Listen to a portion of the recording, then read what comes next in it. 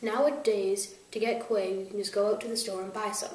But in ancient Egypt, it took a lot more work than that. The Egyptians either had to go to the banks of the Nile or dig it out of the desert. The very first example of ancient Egyptian pottery was the pinch pot. Handmade pinch pots in ancient Egypt were made without a potter's wheel. The Egyptians would make it by first hollowing out a lump of clay,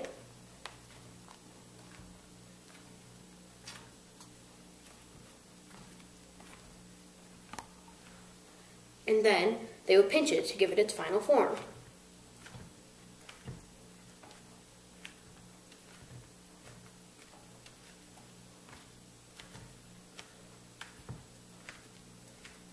Like this. Later, a flat tool, like this, but made out of wood, was used to push the clay against the other hand to create thin-walled vessels.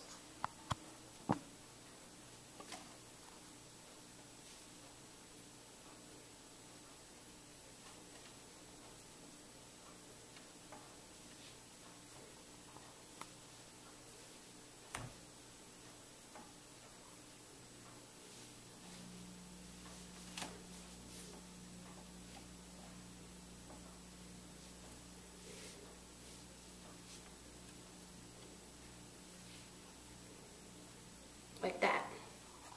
After that, the Egyptians invented the hand-turned pottery wheel. The artists of ancient Egypt enjoyed this invention because now they could get to all sides of their pottery without ever touching it.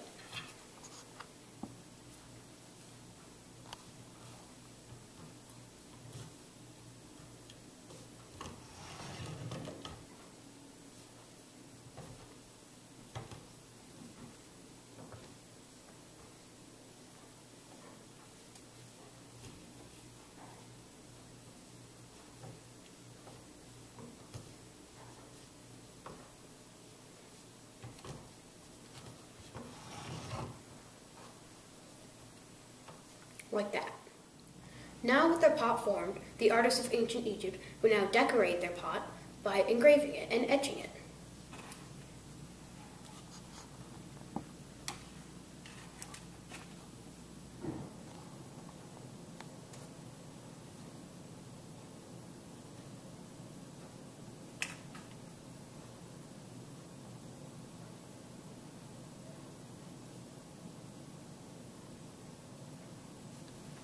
Something like this.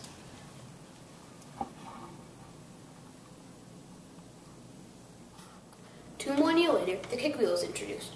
This wheel was wound up and charged by either kicking it around or pushing it around with a stick.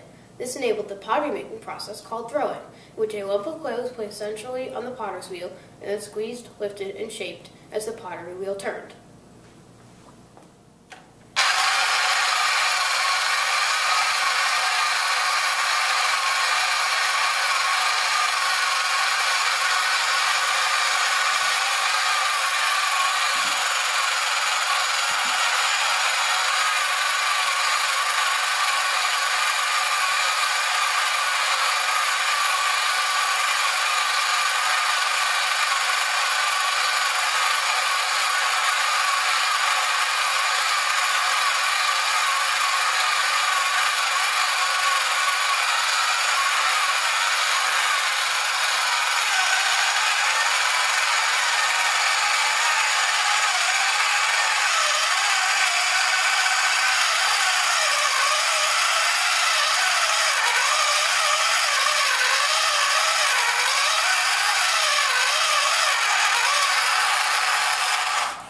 Obviously, the Egyptians wouldn't use a battery-powered pottery wheel like I am. They would use one made out of wood or stone. We all learned about the evolution of Egyptian pottery. Started with the pinch pot, then the pot made by taking a flat tool to push the clay against the other hand, and then the pot made by a pottery wheel. Now comes decoration. For decoration, the Egyptians would use line drawings, geometric patterns, hunting scenes, or animals. For colors, they would use green, blue, yellow, red, and white enamel. To make these colors, the Egyptians would take pigments from berries, animal fat, ash, and various minerals, depending on which color they wanted to make. Now, the brush.